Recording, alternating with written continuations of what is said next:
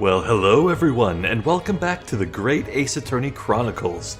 Previously, all signs were pointing to there being some sort of connection between William Shamspeare and Olive Green's sweetheart and Olive Green, and a whole bunch of other things. And so we came to Olive Green in her hospital room to find her being discharged, and she's quite reluctant to share information, but thankfully Sherlock Sholmes has appeared, and I think he's about to launch into one of his patented great deductions, so that's all well and good, but what are the points? I think there's a non-zero chance that Olive Green was about to take her own life, and we stopped her accidentally. She was about to drink from a bottle, and then it spilled on the floor, and a rat drank from it. You can see at the bottom there, behind the text box. And the rat's dead now. At least I think it's dead. Either that or it's paralyzed or knocked out.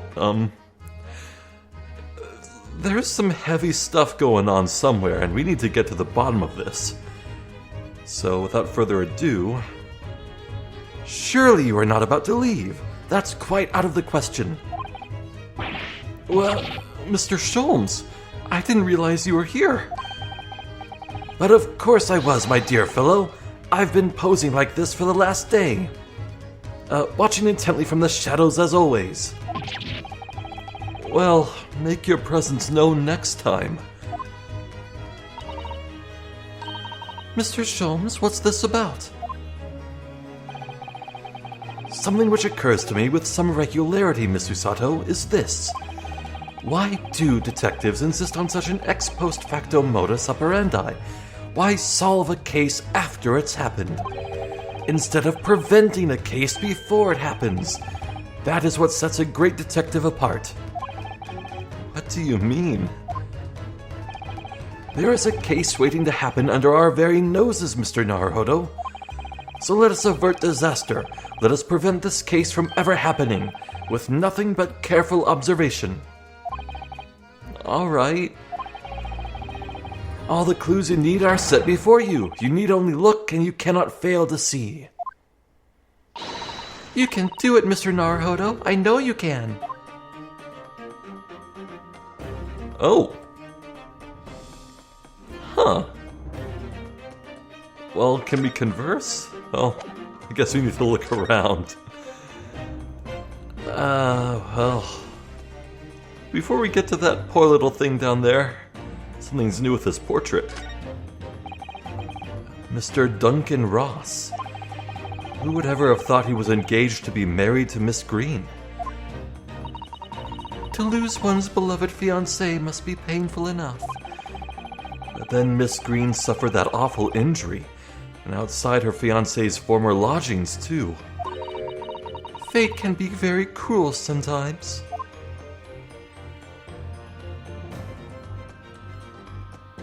Okay, no escaping it.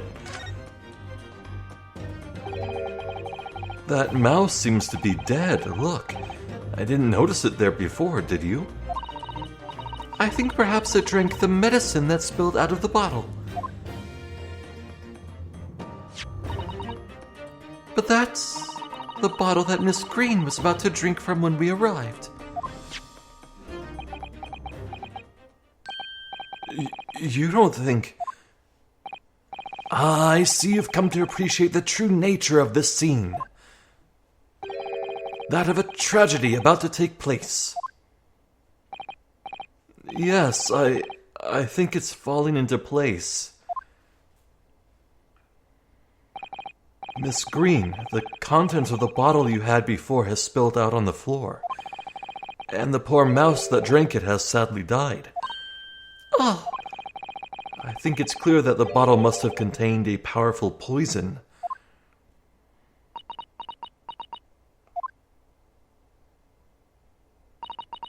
Don't worry.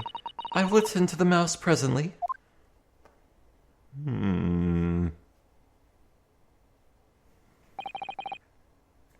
Miss Green, were you intending to go the same way as that rodent? To take your own life? Oh. Once we'd left, you would have put it to your lips again, wouldn't you? And taken the poison? No! Miss Green, please talk to us. Alright, look. Oh, I wasn't 100% certain, but... the last time this franchise dealt with the concept of suicide, it was friggin' Windibank, and that had all the grace and tact and subtlety as like a brick to the face. I found it a bit too much and tasteless. Now, so far, nothing here is raising alarm bells in the same way, but I'm interested to see how they're going to play this.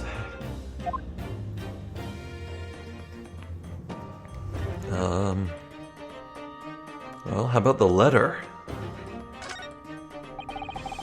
It definitely feels as though this card must be relevant. I mean, when we first arrived, Miss Green was standing with it in her hand in what can only be described as a very tense atmosphere. Yes. It may very well be related to whatever incident Mr. Sholmes believes was about to happen here. Perhaps we should ask Miss Green about it.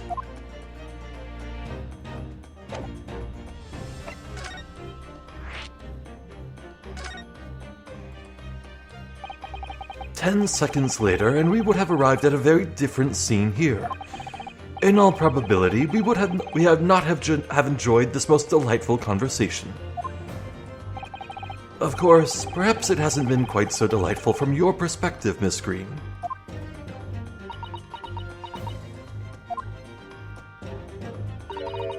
Actually, in a way, now that everything's out in the open, I feel like a weight has been lifted. Tell me, how did you acquire that medicine? Well, with this being a hospital and all, when the doctor comes to examine me in the mornings, he always leaves the medicine cabinet open for a while, so I snuck this out when he wasn't looking. Wasn't I just talking about in the previous video that I can't imagine she got it from this hospital, because why would a hospital have poison? But hey, I suppose there's lots of liquids that if you just drink it, like quaff a full bottle, you just die. It conspicuously lacks a label. I wonder what it contains. I'm afraid I don't really know. But I thought if I drank it, it might just stop the pain somehow. Oof. Ouch. Oh, please, Miss Green, don't talk of such things. Well, it seems clear now that it contains poison. Yes, that poor little mouse is proof of that. Oh no, oh, it's all my fault. What have I done? Wait, I think I saw her hairpin in that pose, but it kind of had like a weird texture to it. I'll have to keep my eye out for that hairpin. It looked weird. I shall remove this to my office, Miss Green. I take it you have no objection.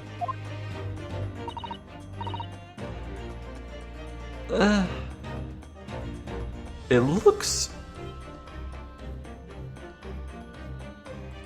looks kind of like the Eiffel Tower on its side, which is peculiar because that big grand festival that's happening is seeing a replica of the Eiffel Tower being built or something. No, none.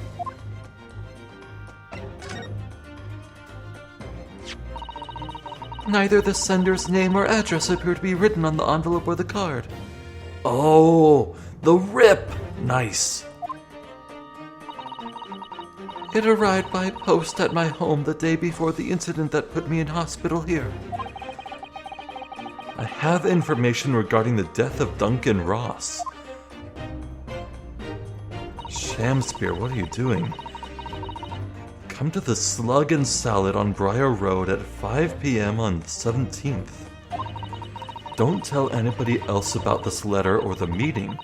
It is a matter of utmost importance.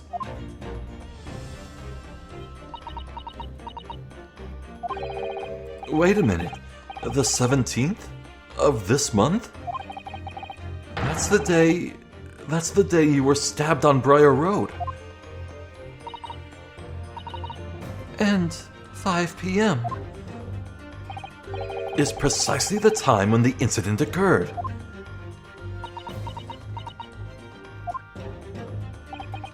The Slug and Salad, yes, a pub on the northern corner of Briar Road. Briar Road, being the street that Mr. Garadeb's house is on. Does this mean that... Yes, I'm sure you've guessed. That day when I was struck in the back by the knife, I was actually on my way to the Slug and Salad. Goodness! So that's what you were doing on Briar Road that day. I'm sorry I didn't say anything before.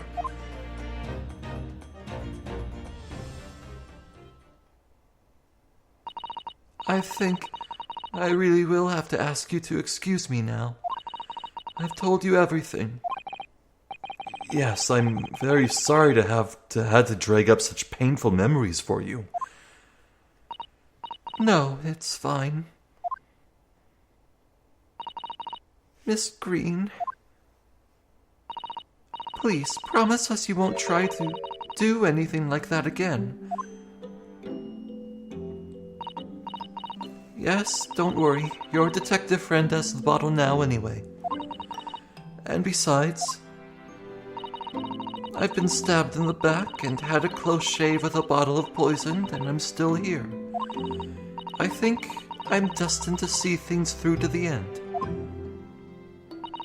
It might sound a little conceited, but, well, that's how all this has made me feel. I'm glad to hear that. Leaving Miss Green and St. Bartholomew's behind, we made our way back to Baker Street with Mr. Sholmes. Well, it would appear we've reached the end of the investigative trail for today. Yes, we have, and no great deduction. You know, I'm kind of glad for that, because what the great deductions are is they're funny and fast-paced and extremely energetic. And that's not something that you should include in a scene involving someone who was just trying to take their own life at their lowest point.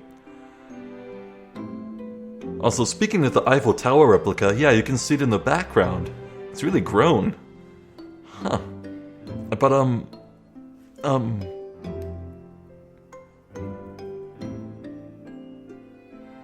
yeah, compared to everything involving Windibank and his proclivity for putting a gun to his temple for the smallest wrongdoing or inconvenience, it's mighty different. And boy, both Windibank and Green seem to have a focus on the troubles of inconveniencing others. They hate it. They both hate it. But one is written a lot more carefully. Nice. Yeah, I'm looking forward to seeing more of her. Oh, I feel like by the time this case wraps up completely, Miss Green will get closure. And I think that's going to be very cathartic. I think that's what this is building to. Well, it would appear we've reached the end of the investigative trail for today. Yes, it's late. And, Mr. Naruhodo, did you discover anything that may be of use to you in court tomorrow, do you think? Details about Mr. Shamspear, Mr. Garadeb's lodgings, the convict Selden? There are many facets to this case, and we're yet to see to the heart of it, if you ask me. That's my feeling, anyway. I can't help wondering about the result of the analysis. Into Mr. Natsume's tea, you mean? Yes. Will they have found Strike 9 in it or not? Also, apparently Strike 9 is real. I heard that. I forget anything else I heard about it, though. Well, I fear that either way, it will be hard to escape the grip of our friend, Mr. Reaper. Oh, dear. Yes, Barak von Zeeks. But I wish you every success, of course, and though I was late to rise this morning, tomorrow will be a new dawn. I intend to spring from my bed at a crisp hour and attend the trial. Mr. Sholmes, you're going to come? Indeed. Whatever happens, I shall be there, assuming my eyelids cooperate in the morning. Well, I think we've done all we can. All that's left is to remain focused and keep fighting for Mr. Natsume's cause until the very end.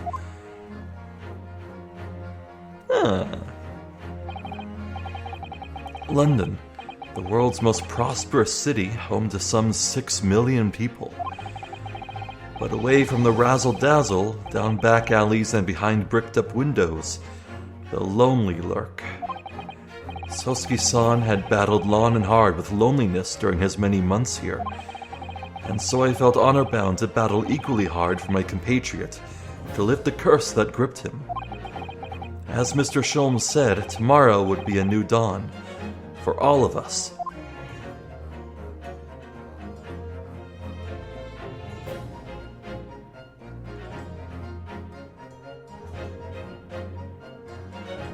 Well said, Ryunosuke. To be continued. Right now.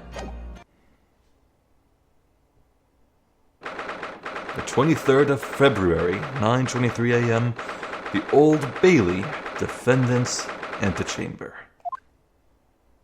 Oh. Yoo-hoo! Operator! My close-up! My close-up!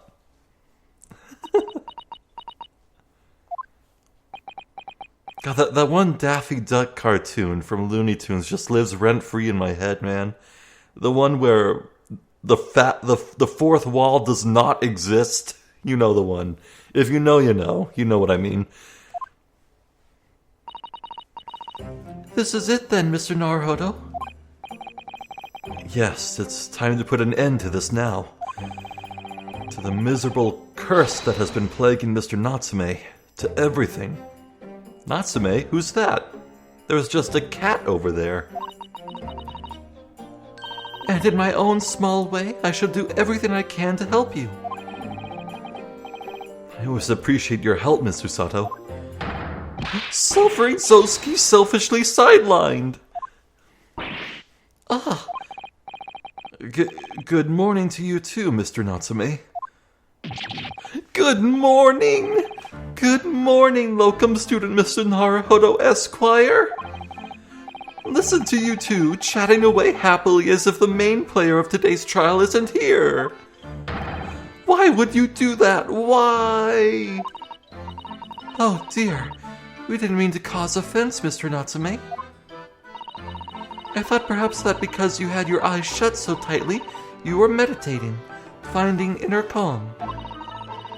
It seemed wrong to disturb you. I was waiting. What's the matter, Mr. Natsume? You seem different somehow today. Why, naturally, that's because I've attained spiritual enlightenment. The path of literature, you see, is a journey to discover one's own death. Or such like. That's the sort of morning conversation I was hoping for. That's why I had my eyes shut. I missed the signs, I'm afraid. Somehow, you'll have to forgive me. And you mustn't talk of your path leading you to death, Mr. Natsume. I mean, everyone's path leads to death. It's just a matter of when. That was just an example! Oh, yes, there it is. Inner calm. You barely came to see me at all yesterday. I was sure you'd abandon me and return to our beautiful long-lost homeland.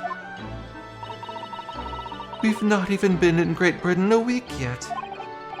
Yes, well, anyway, I intend to set everything straight in court today.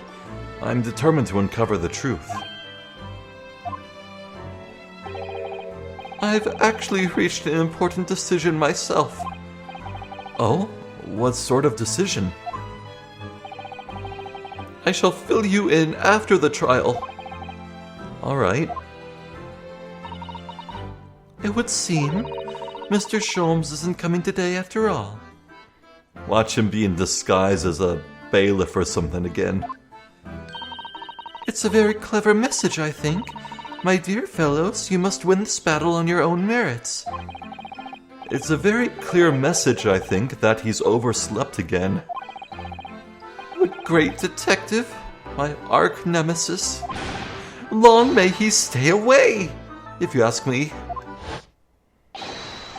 Defendant, and your legal representative. Does that second bailiff always have a mustache? The trial is about to begin. Make your way into the courtroom immediately. Could be anyone. Today, once again, we face the Reaper. When the Reaper stands for the prosecution, the defendant's fate is sealed. But I don't believe in that legend any more than I believe in Sosuke-san's curse. The truth is hidden here somewhere, and I won't let it escape me. I have to keep believing in my client and keep fighting to the very end, that's all.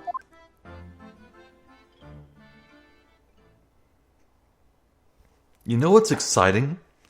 From where I'm standing right now, I actually can't tell if this is going to be the final trial of this case, or if we're going full original formula and we'll have another day of investigation too.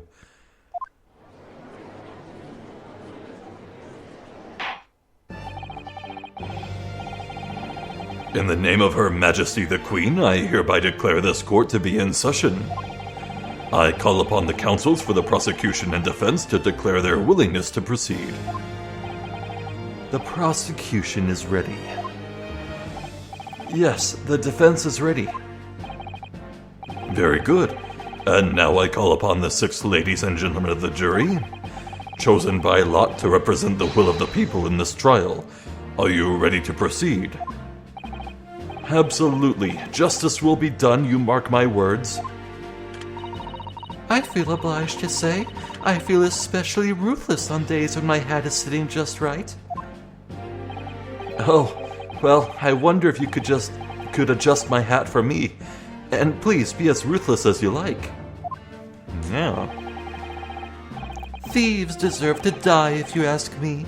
Especially gas thieves. I've no sympathy for the man at all. Wait, who's on trial here? Look, I said it yesterday and I'll say it again now. Don't have time for this. Got my own problems. Oh, may the Lord show us all the light here and lead his flock to a righteous verdict again today. Now, Lord Van Zeeks, what can you tell us? The prosecution's report, please, for the court. In relation to the theory expounded by the defense yesterday regarding the defendant's tea. So he does have the results. And the fact that he's reticent to say it might mean it's good for us, maybe. Before the prosecution delivers the black news about the black tea belonging to the blackguard in the dock, pray allow me a moment to savor a liquid of a more sanguine hue. Man, sanguine is one of the coolest words. It's up there for one of my favorites.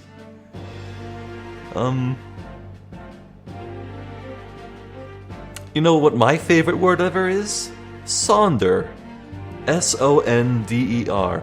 Sonder is the act of realizing that every passerby you see, every lit window, every car on the road, everyone you see around you is leading a life just as complicated and fulfilling as yours.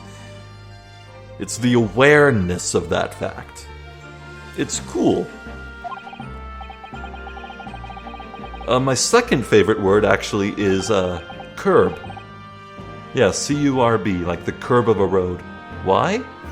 It sounds nice. In fact, I'll defer to the good detective for the report. Here's to you, Inspector. Yes, sir. Thank you, sir. As indicated by the defense, we found a bar of soap just outside the victim's window in the snow. And there was indeed a frozen reddish liquid in a little depression on the top of it. Yes, that's the tea. That's what Mr. Natsume brought with him that night. Well, the brains at the yard analyzed it, and yes, you're right, it was tea. And there wasn't a trace of strychnine or any other toxic substance in it. Hey! That's great! Good for us. Case over, everyone can go home. No poison at all. In other words, the tea that the defendant brought with him to the victim's room is innocent. It's in the clear. What a revelation!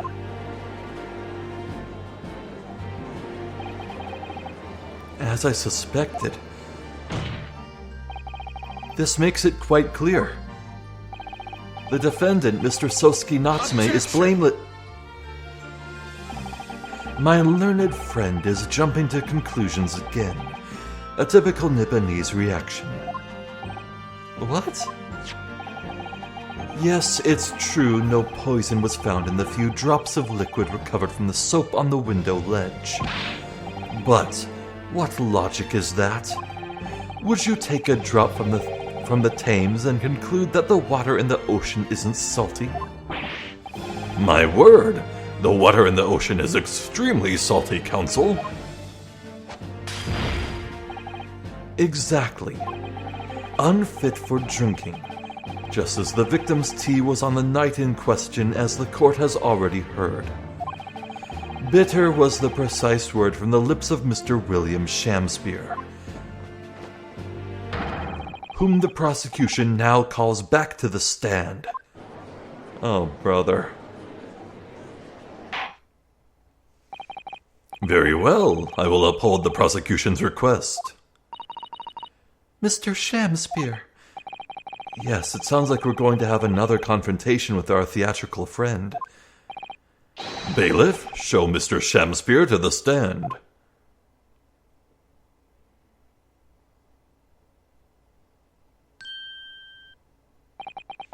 Mr. William Shamspeare, the victim of this despicable crime. Oh heaven, oh hell, do you command me to remember?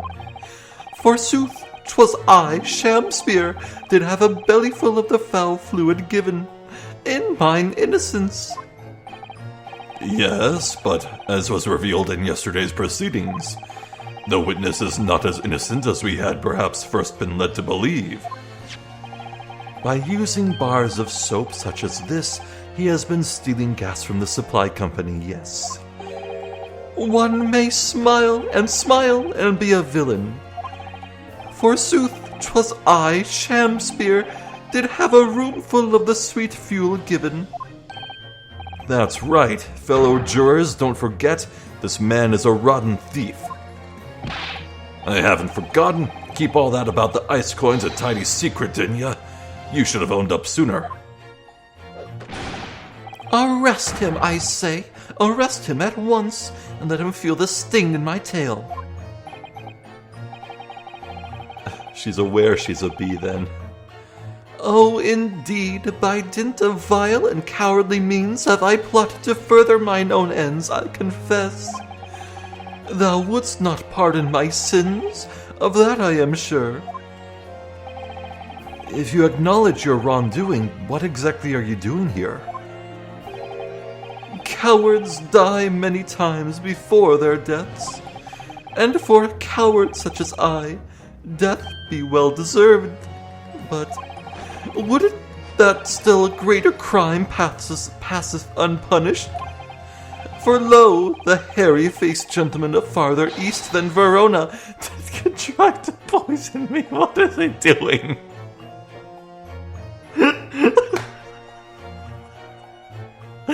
Oh, I struggle to think of a character in a video game that is animated more ridiculously than this man. Objection! But there was no poison in the tea found in your room. The police have attested to that.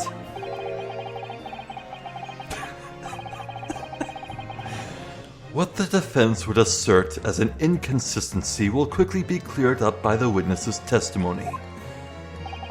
Cruel Cumber. Cruel Cumber from Dragon Quest. If you can, look up Cruel Cumber's animations in combat from like Dragon Quest XI. Oh my god. I love you, Cruel Cumber, my beloved. Is that not so, Mr. Shamspear? Verily, my liege, I would most gladly speak. Very well. Let the witness testify to explain this inconsistency.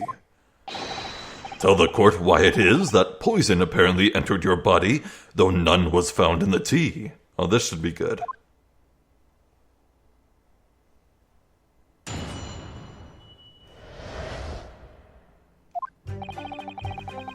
More like inconsistency. Ha-ha! High five. The Japanese man did come to my chamber with tea brewed in a pot.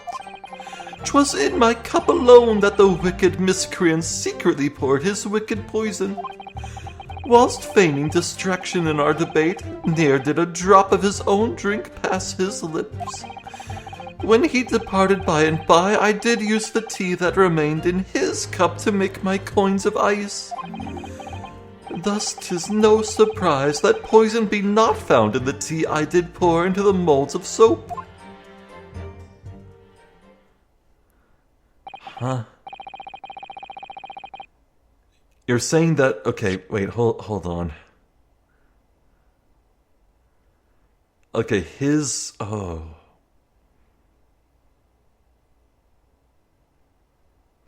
Alright, interesting. The poison was slipped into the cup after the tea had been poured. The normal way for poison to be administered, in my experience. Quite. Otherwise, it would be disastrous if the poisoner were to mix up the cups, for instance. But no poison bottle was found at the scene. Because, quite simply, the Nepalese took the bottle back to his own room. The absence of a vessel containing the poison only becomes problematic when considering suicide. Ugh, I knew that. By now it should be perfectly clear. A bar or two of cheap soap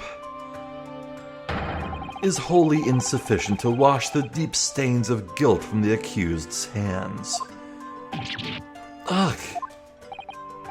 Sirs, madams, 'tis true that I, Shamspear, be a common thief of gas. But, listen here, ladies and gentlemen. Oh my god. Wherefore would I lie? Verily, I have no cause. I have naught to lose. Well, I do declare. Thank you for your testimony, witness. Counsel, proceed with the cross-examination. Yes, my lord.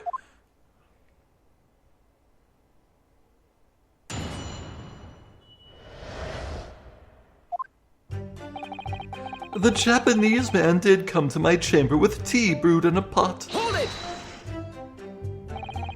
I understand that you were already acquainted with Mr. Natsume, is that correct? I know thee not, old man. Fall to thy prayers. Do I know thee, or know thee not? Methinks 'tis all I can know that thy destiny mingles with mine. You lost me at the first thee, Zounds, sir, thou must learn the English tongue afore thou turnst thy hand to lawyering. I did, but I must have missed the archaic Elizabethan lecture. Verily and in truth, 'twas a fine-flavoured brew, though a drop of poison did barb its sweetness, as the thorn doth barb the sweet rose.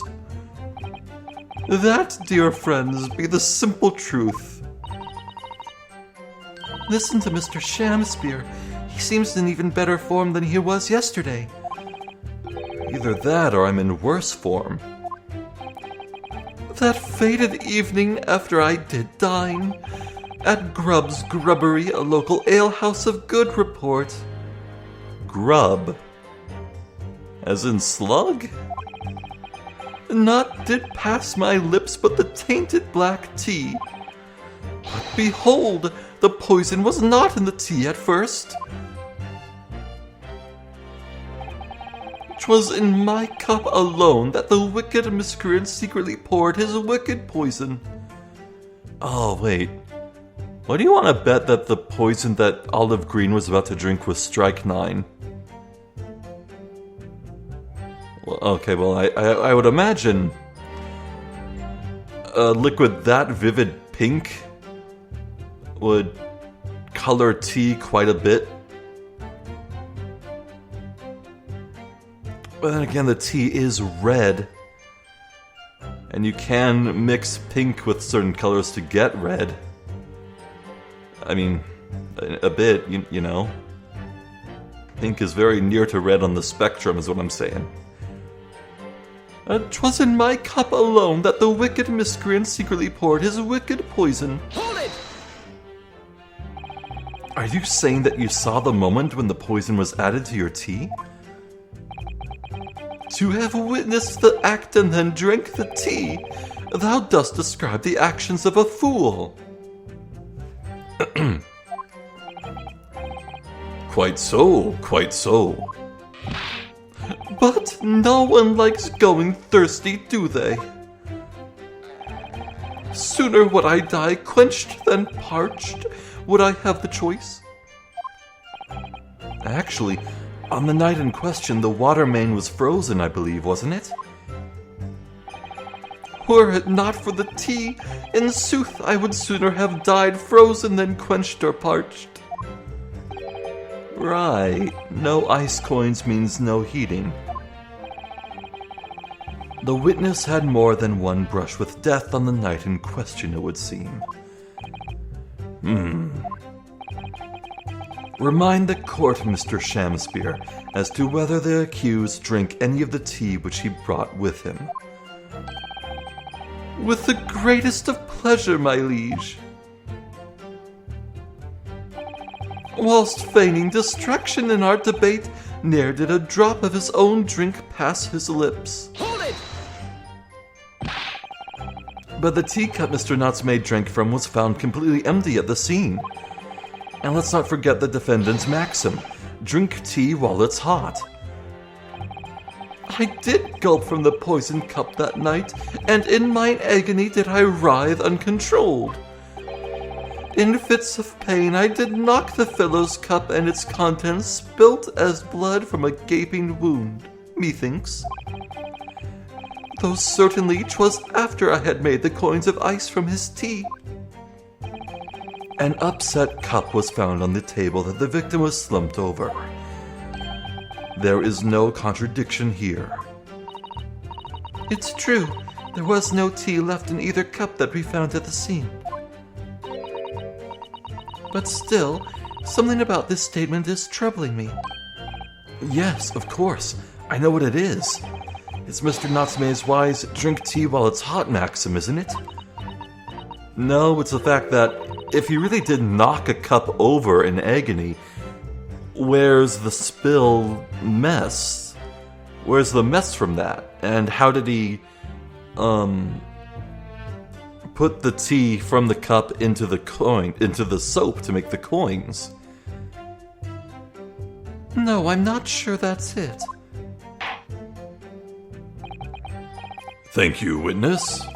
Now reiterate for the court what it is that occupied you after your guest had left and before you drink your tea. When he departed by and by, I did use the tea that remained in his cup to make my coins of ice. Hold it! Yes, so that you could cheat the gas company, in fact. Isn't that right? To cheat or to die, 'tis life's only choice. Yes. Faith, to cheat be the wise choice, and mine occupation be not an ugly one. Prithee, dost thou not see beauty in the simplicity of the ruse? No, I don't, and be very sure, sir. Once this trial is over, Altamont Gas will take you to task over this legal task. I shall not run, I shall not hide. Sooth to say, I have nowhere to run nor to hide. But, my lady, what wouldst thou with this pitiful player? Oh, I'll tell you what I like to do with you, starting with that shoddy shirt on your back. 'Tis time for a Shakespeare dance. What a harsh world we live in. The thieving of the gas was addressed in yesterday's proceedings. The prosecution calls on the defense not to muddy the waters with irrelevancy. Consider that a warning, counsel. Yes, my lord. Why am I the one in trouble here? Mr. Shakespeare, after the accused returned to his own lodgings, you used his tea to make your coins. Is that correct? To cheat or to die, I did make my choice many moons ago. Thus 'tis no surprise that poison be not found in the tea I did pour into the molds of soap. Hold it! If, having first made your special coins, it was after 2 in the morning when you collapsed, that would mean you can't have drunk any tea yourself until around that time. Once ensnared by literary debate, naught else be found in the furrows of the mind. The debate about Romeo and Juliet, you mean? And who was the stronger of the two? Rightly did I pay no heed to the tea as I wrestled with the abominable fellow. I don't remember debates like that when I was studying. Are you suggesting that neither of you actually drank the tea whilst it was hot that evening? My lord, wouldst thou be privy to some Shakespearean wisdom? Husband, wife, and tea ought I tepid be. What? Oh yes, so very true. Everyone has different preferences when it comes to tea. I think you might have interpreted that wrongly. Huh. So it's been proven that there was no poison in Sosuke-san's tea. That should be hugely in our favor. But the atmosphere in this courtroom today... It feels as though everybody is against us, Mr. Naruhodo. It must be the Reaper's poison. I'm afraid that if we don't find significant flaw in this testimony somewhere, the jury will pounce and find Mr. Natsume guilty. It really feels like we've jumped into the fire here. Alright, I have a good idea. Let's see.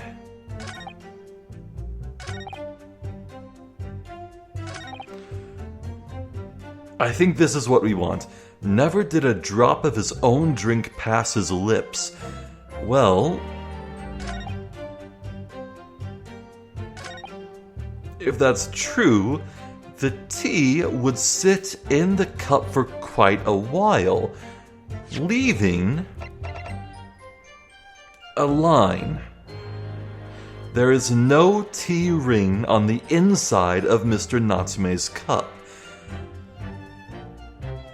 Yeah, I think that cinches it. He drank it so quickly that it never had time to make a make a ring. And that must prove that he must have drank out of his own cup.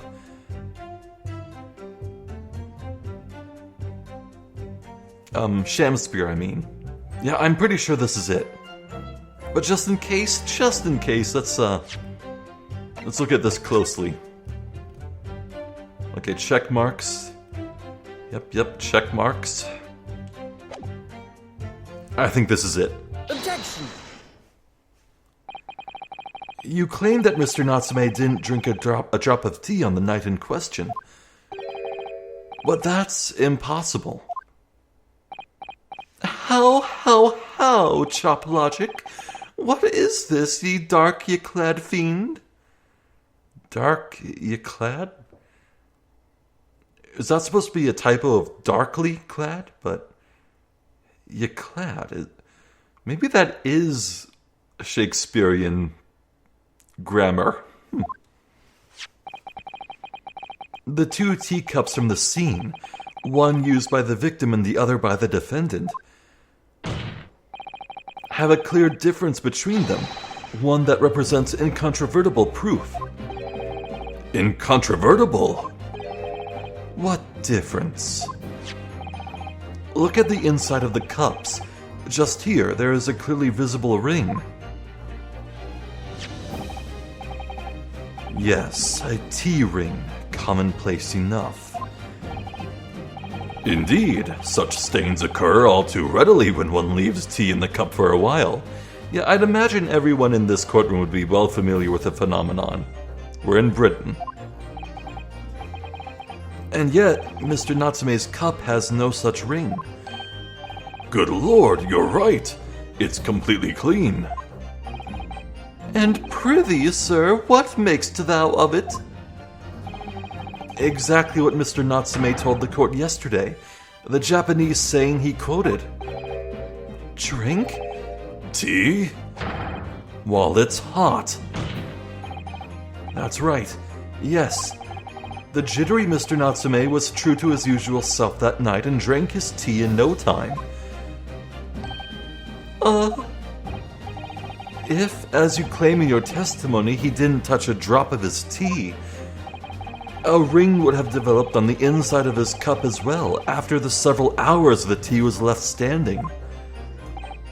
But, in short, Mr. Shamspear, you clearly lied to the court.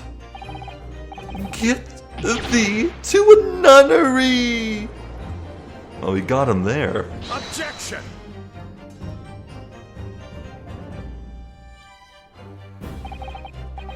As a rule, I fill my hallowed chalice up to 7 times during any one trial. You might want to keep that information to yourself. Yeah, he's drunk off his ass.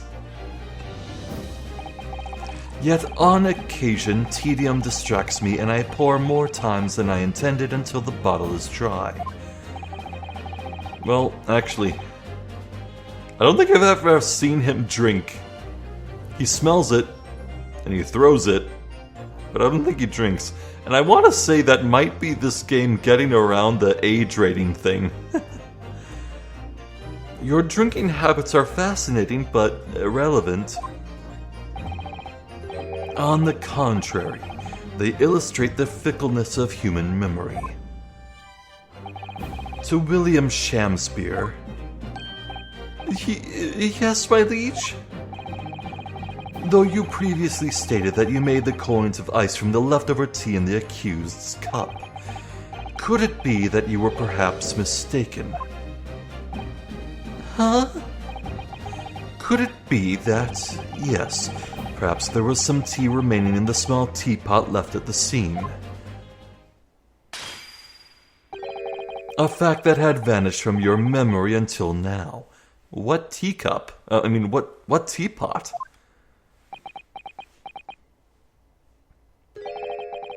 Faith, my liege, thou art magician. For verily 'tis as though thou hast seen with thine own eyes that night. What? Forsooth I was mistook. I did plan to use tea from the Japanese fellow's cup, but lo, when I looked 'twas empty.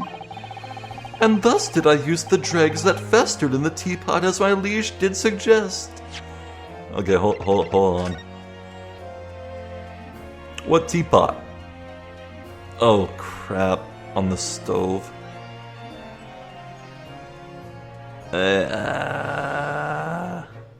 Crap.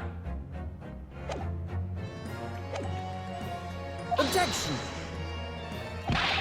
And you've just suddenly remembered now that you made a mistake before? Are we supposed to believe that? Objection! People's memories are imperfect, my learned friend, which is why we rely on evidence instead.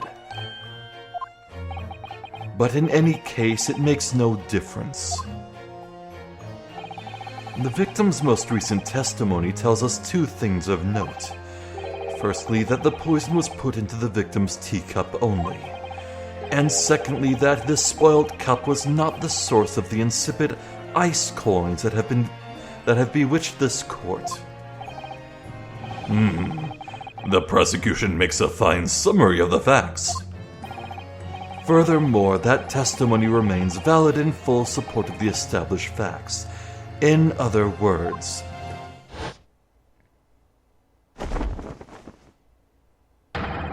the inconsistency claimed by the defense simply does not exist. No. What does this mean, then? I do declare it means there's no issue with the gas thief's testimony. Apart from the bit about thieving gas, obviously. My lords, my lords, ladies and gentlemen of the jury, I do solemnly swear, after I did dine at Grubb's Grubbery Alehouse that night, naught did pass my lips but the black tea given me by the Japanese, whose back be stooped as low as death. And on what did you dine, sir? Why, I did partake of my favorites, a broth as wouldst be called soup, and a leaf as wouldst be called salad.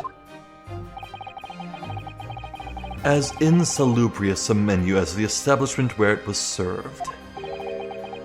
But you gods will give us some faults to make us men. Willingly would I suffer what punishment 'tis seen fit to serve a wicked thief of gas, but I pray ye, wise and noble fellows, ne'er forget the simple truth. That be one thing, and this be another.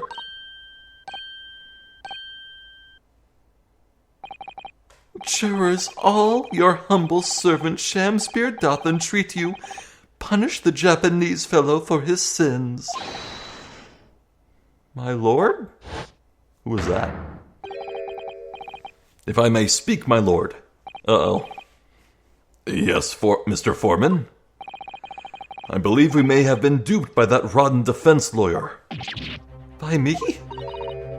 I do declare you may be right.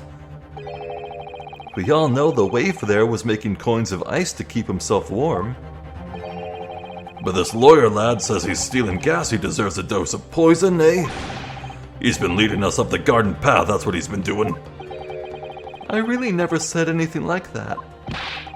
But what we just heard from the victim there has opened our eyes again. We've reached a decision this time, and we won't be swayed from it.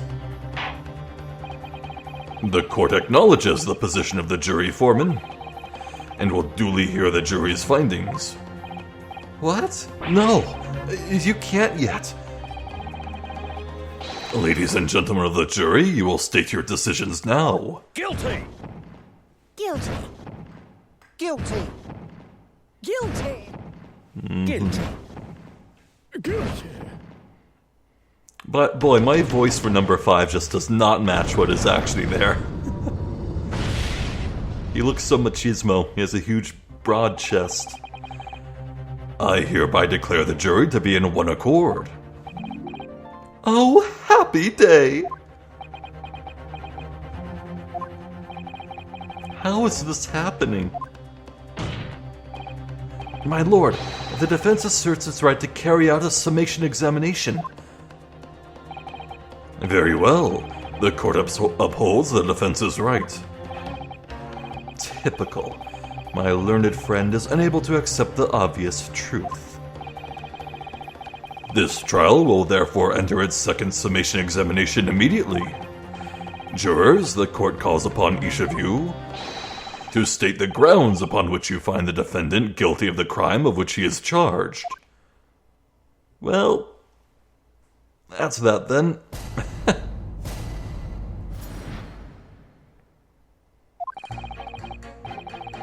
I'm a man of logic, me, and having considered all the evidence, the defendant must logically be guilty.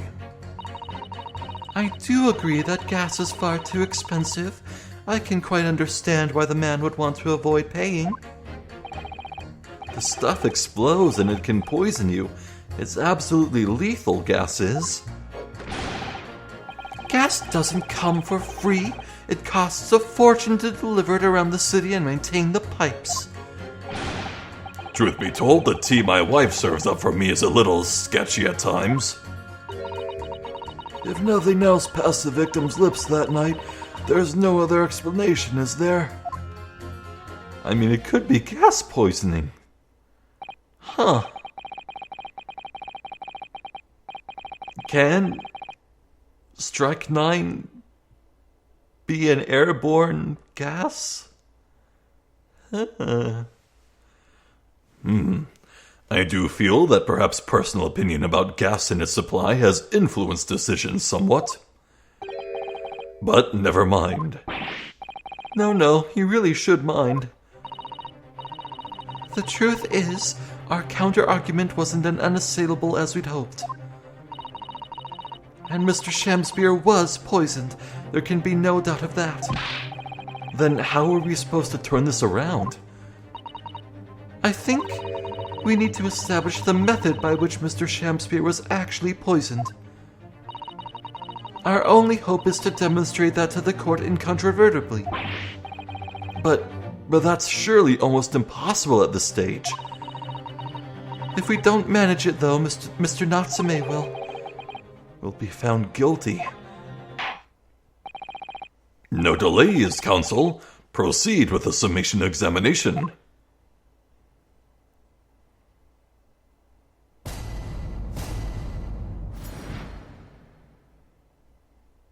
That mouse is ready. I still don't know what the deal is with the mouse, though. I mean, I would associate Ryunosuke with a dragon, maybe. But a mouse? Well, here's the best place to end it, I suppose.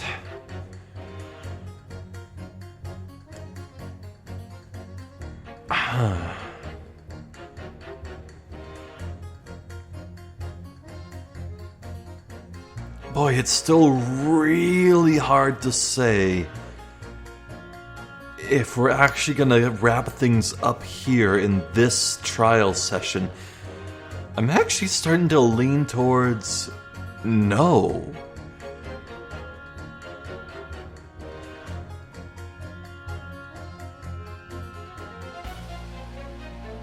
Look, there's still a lot of ground to cover. Everything involving Selden and that treasure, and Duncan and Olive Green and everything. And for that matter, Shamspeare's possession of that scrap of envelope? What's the deal with that?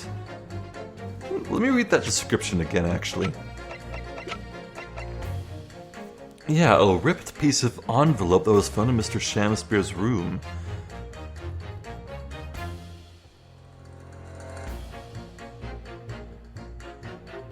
It's clearly part of that letter that was sent to Olive Green about finding the truth of what happened to Duncan.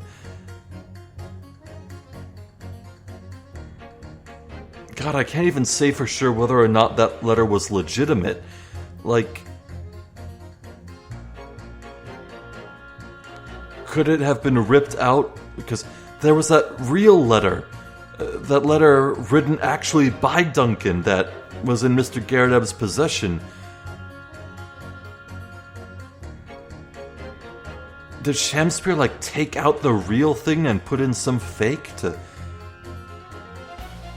we know Shamspeare's interested in the treasure left by, Oh, what's his name? Hold on. Selden, right. I don't know for sure if Selden is connected to Olive, but they look so similar in general face shape. Oh my god.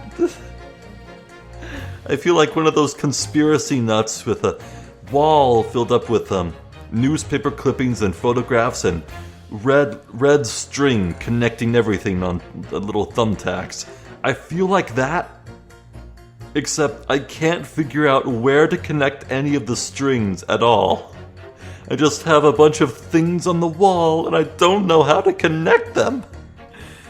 Well, hopefully we'll get some answers next time. As always, God, this has been an extremely enjoyable case. Shamspeare might go down as one of my favorite all-time Ace Attorney characters. I love that man. I'm a sucker for his archetype.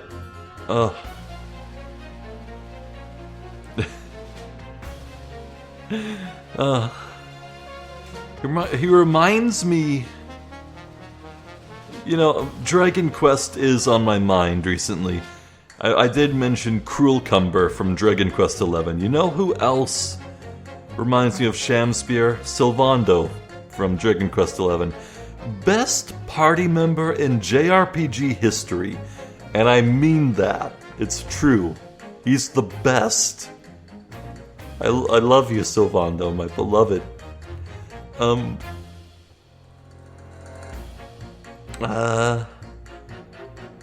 Anything else to say?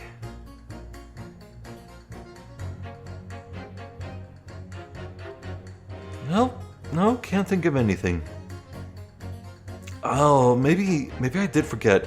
You know that letter, the real letter that Garrodeb had? There was like, clearly a letter written by a man for a lady sweetheart. I almost wish that Joan Garrodeb was in this game because they could have continued that running joke. Remember how in the previous game, Joan flipped out about the bookmark with the message on it? Like... And that's the reason Joan was fighting and threw that knife that ended up in Miss Green's back in the first place. Yeah, that letter, that real letter, intended for Olive Green, clearly.